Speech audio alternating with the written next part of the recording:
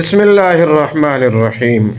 سیدنا صالح علیہ السلام کی پرخلوص دعوت کا ذکر اور ان کی خیرخواہی، جذبہ تبلیغ، جذبہ خیرخواہی سے تبلیغ اور پیغام توحید کا ذکر، وہ پچھلے سبق میں آپ کے سامنے کیا تھا کہ اللہ تعالیٰ کے پیغمبر نے کس طرح توحید اللہ تعالیٰ کی بیان کی، اور پیغام توحید کے جواب میں قوم کے وڈیروں اور چودھریوں نے، قوم کے بڑوں نے جواب کیا دیا، وہ سنیے ذرا قرآن مقدس۔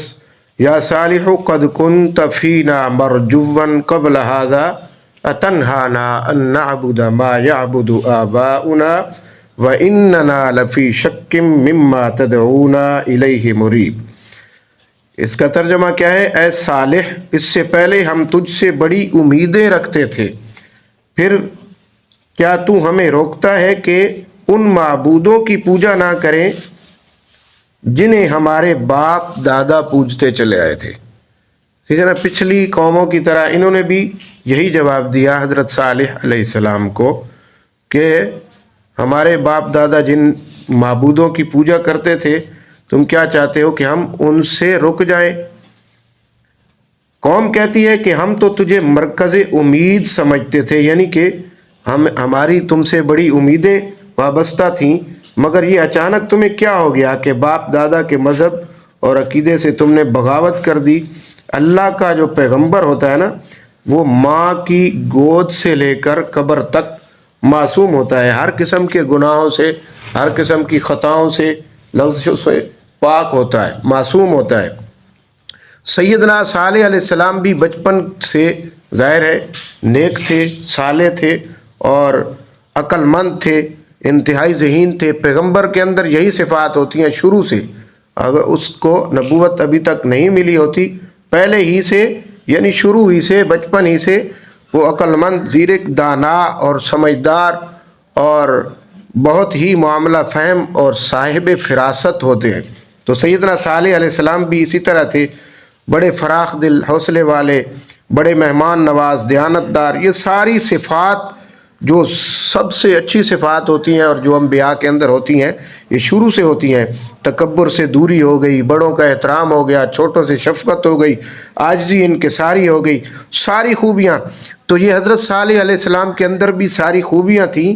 تو لوگ سمجھتے تھے کہ یہ نوجوان قوم کی بہتری کے اندر بہت کردار ادا کرے گا، ترقی کرے گا اور باپ دادا کا نام روشن کرے گا، اسی لیے کہا کہ ہماری امیدوں کا تم مرکز تھے۔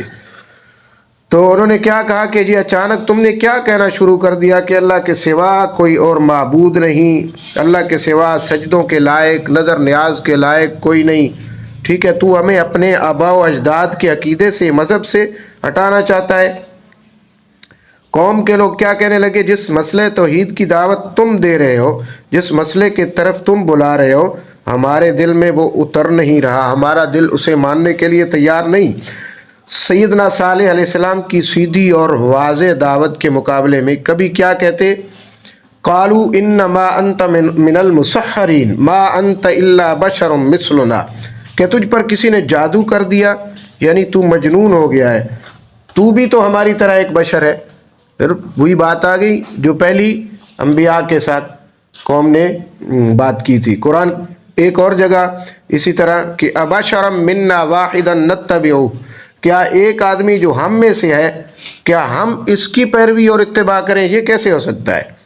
تو ہمیشہ مشرکین اس غلط فہمی میں مبتلا رہے کہ نبوت اور بشریت کیا ہے؟ متضاد چیزیں ہیں۔ بشر کو نبوت نہیں مل سکتی، یا نبی بشر نہیں ہو سکتا، ٹھیک ہے؟ تو قوم کا تیسرا جواب کیا تھا دعوت تبلیغ کے مقابلے میں؟ فَإِذَا هُمْ فَرِيقَانِ يَخْتَصِمُونَ، جھگڑے اور لڑائیاں شروع ہوئیں تو قوم کہنے لگی، شرارتی لوگ کہنے لگے، قَالُوا اطَّيَّرْنَا بِكَ وَبِمَن مَّعَكَ، ہم نے تجھے اور تیرے ساتھیوں کو منحوس قدم دیکھا، یعنی قوم انتشار کا، اختلاف کا شکار ہو گئی، ٹھیک ہے؟ یہ سب تمہاری نحوست اور بدبختی ہے۔ تو یہ قوم کے جواب تھے حضرت سیدنا صالح علیہ السلام کی دعوت کے مقابلے کے اندر، دعوت کے جواب میں۔